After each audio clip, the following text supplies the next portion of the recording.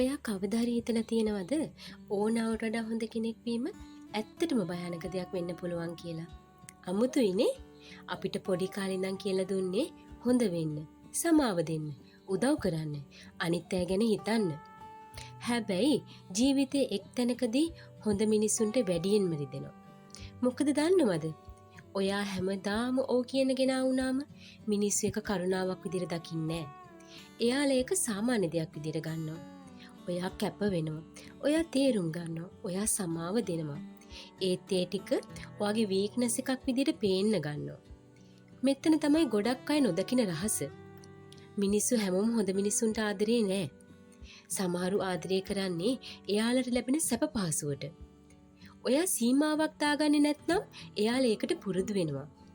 ඊට පස්සේ එක දවසක් ඔයා නෑ කියනකොට නරක කෙනා වෙන්නේ ඔයා.